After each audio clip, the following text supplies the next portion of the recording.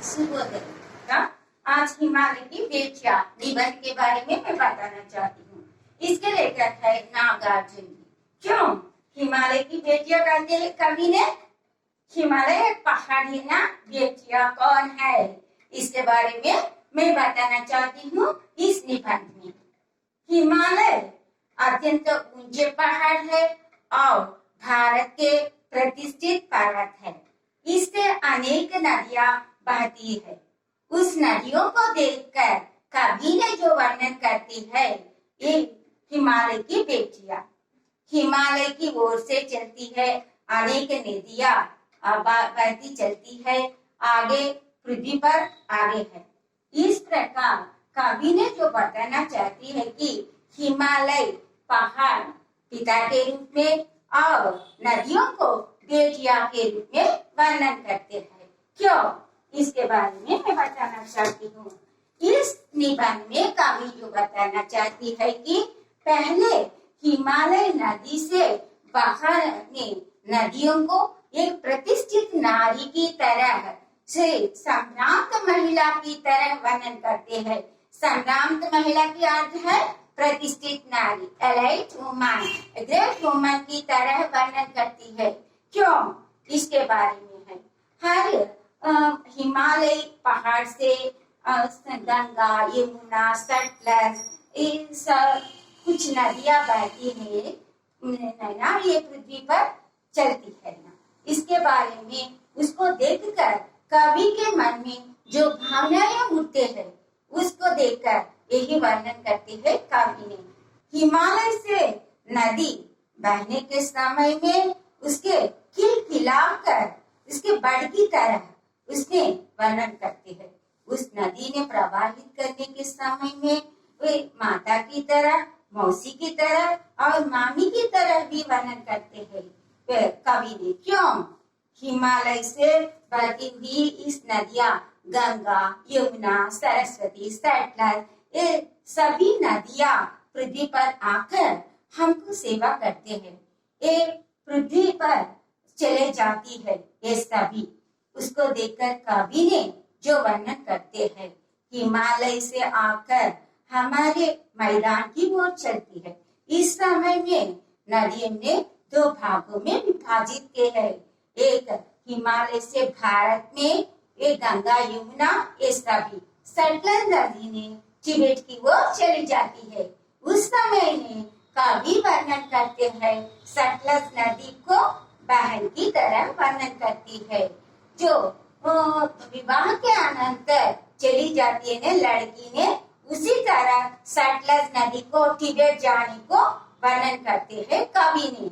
उसके बाद गंगा, यमुना, ये सभी भारत की ओर चली जाती है। भारत की ओर मैदान से आकर हमको सेवा करते हैं प्रकृति ने। इस प्रकृति में चलकर नदी ने हमको पृथ्वी पर आकर हमारे खेतों को हरा भरा कर और हम कुछ खाने के लिए और पीने के लिए पानी देते हैं। उस नदियों ना होते तो हम क्या होते हैं, कैसे पानी मिलते हैं, हम सभी कैसे जीवन बिताते हैं, ये सभी कवि ने वर्णन करते हैं। नदियों ने भगवान की सृष्टि है, प्रकृति के लिए सब कुछ भगवान की सृष्टि है। हमारी सेवा करने के लिए ये सब कुछ प्रयास करते हैं। इसमें नदियां हमको सेवा करने के लिए पृथ्वी पर आ जाती है।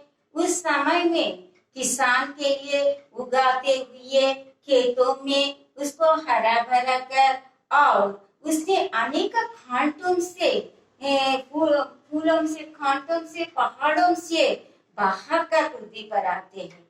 इसीलिए कवि ने हिमालय को पिता के रूप में और नदियों को बेटियों के रूप में वर्णन करते हैं। नदियां मैदान में आकर पृथ्वी पर चलकर हमारे मानव को सब कुछ सेवा करते हैं। हमारे खाने के लिए खाना, पीने के लिए पानी, सब कुछ देते हैं। नदियां ना होते तो हम कैसे जीवन बिताते हैं। इसीलिए कवि नदियों को माता के रूप में और बहन के रूप में और दादी माँ के रूप में ये सब कुछ वर्णन करते हैं। इसी प्रकार पहले खिलखिलाकर कमल की तरह आती है और बहन की तरह और एक लड़की की तरह चंचल नदियां चलाकर पृथ्वी पर आते हैं। इसी प्रकार नदी ने हमको सेवा करते हैं, आके समुद्र में मिल जाते हैं। इस समय में काका कालेकर ऐसे अच्छे लेकर के वे भी जो करना चाहते हैं इस पाठ में, काका कालेकर नदी को लोक माता कहते हैं। क्यों लोक माता कहते हैं? नदी ने हमको सब कुछ देते हैं माँ की तरह, ये इसीलिए कवि ने नदी को लोक माता के रूप में वर्णन करते हैं। इस प्रकार कवि नागार्जुन ने हिमालय को बेचिया के रूप में और समुद्र को दामाद के रूप में वर्णन करते हैं। क्यों? आगे नदी अपने लक्ष्य तक पूरा कर समुद्र में चले जाते हैं, समुद्र में मिल जाते हैं। उस समय में कवि उसको दामाद करते हैं। हिमालय को, हिमालय पर्वतराज को नदियों के पिता के रूप में और समुद्र को दामाद के रूप में वर्णन करते हैं। ये सब के बीच में हिमालय से प्रारंभ होकर नदी का जीवन इसी प्रकार जीवकर अंत में समुद्र में मिल जाते हैं। क्यों? इससे हम जो सीखना चाहते हैं, नदियों में लक्ष्य तक पहुंचाने के लिए क्यों प्रयास करते हैं? हमारे जीवन लक्ष्य पूरा करने के लिए कांटों से और पहाड़ों से भराकर और बहाकर पृथ्वी पर चलकर हम सभी को सेवा कर लक्ष्य तक समुद्र में चल जाते हैं। इस प्रकार कवि ने मानव के जो सीखना चाहते हैं कि मानव अपने जीवन में लक्ष्य पूरा करने के लिए, लक्ष्य तक प्रयास करने के लिए, चलने के लिए प्रयत्न करना है। हमारे जीवन अच्छे मार्ग पर चलना सीखना चाहती है। इस नदियों के उदाहरण देखकर यही हिमालय की बेटियां to see Himalayas and rivers. So he explains his feelings about his feelings. Himalayas like a father and rivers like, because they born from the Himalayas. Ganga, Yamuna, Brahmaputra, Cycles, yes, sorry, born by melting. The snow in rivers are born by in Himalaya mountains. So he feels like a daughter of the Himalayas. He was like a light woman because rivers are flowing the different places of earth and they help to farming and drinking water to humans for greenery on the land. So they fulfill their lives by helping to human beings. Rivers flowing time like a dancing girls and mother or mother. Sindhu and Brahmaputra, Himalayas snow melts and become to rivers. The rivers become to great big rivers. Finally, they too go to ocean. They reach their goal. They begin their journey from Himalayas and they melt the ocean. The writer feels about the Himalayas are father and rivers daughter and ocean as a son-in-law because the rivers aim the goal to reach and melt in ocean. About this lesson, rivers are welfare department and mother cure.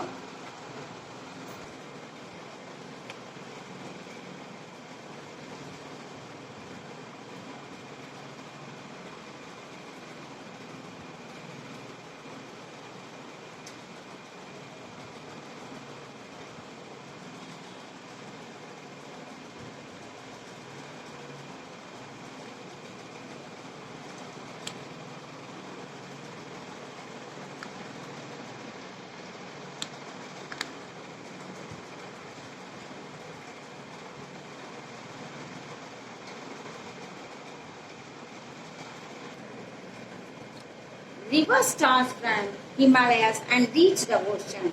The aim of rivers' life is to reach to oceans.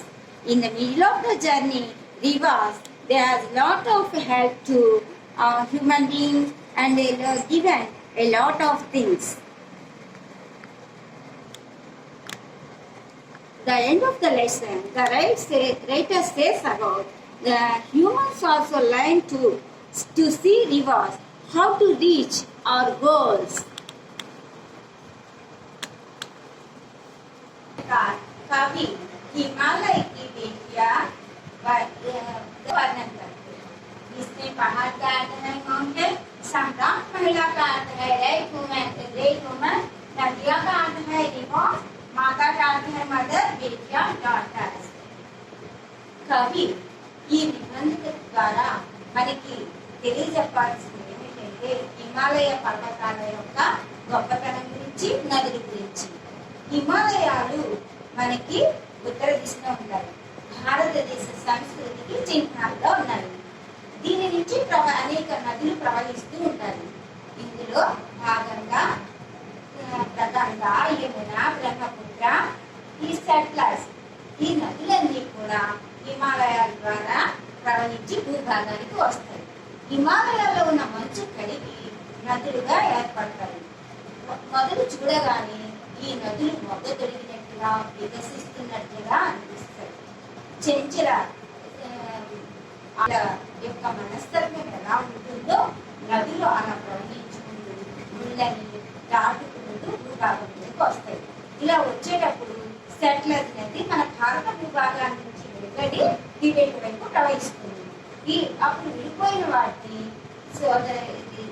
కవి గంగా, యమున, సరస్వతి ఇవన్నీ కూడా భారత భూభాగాన్ని ఆకుపచ్చదనంగా తీర్చిదిద్ది మన రైతులకు ఉపయోగపడి పంటలు పండించడానికి, మనం తినే ఆహారం, తాగే నీళ్లు, అనేక అవసరాన్ని మనకి నదులు తీరుస్తాయి.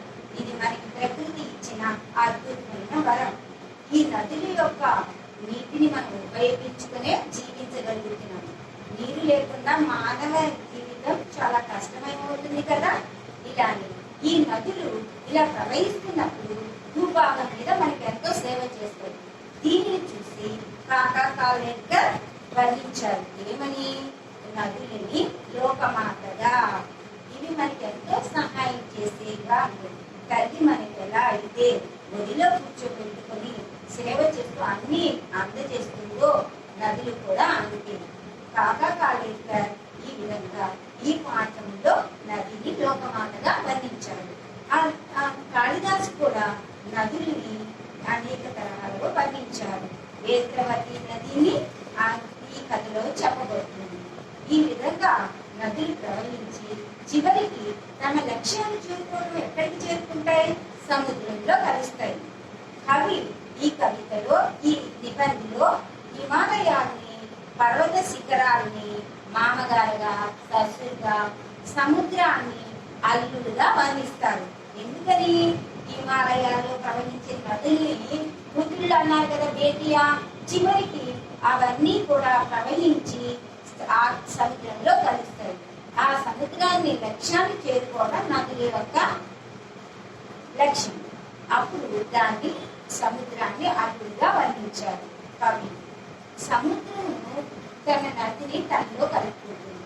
ఈ విధంగా నది పర్వతాల నుంచి ప్రవహించి అనేక అరణ్యాలు, ముళ్ళని, పొదల్ని దాటుకుంటూ భూభాగాన్ని పచ్చదనం చేసి చివరికి సముద్రంలో కలుస్తుంది. తన లక్ష్యం వల్ల సముద్రంలో కలవదు.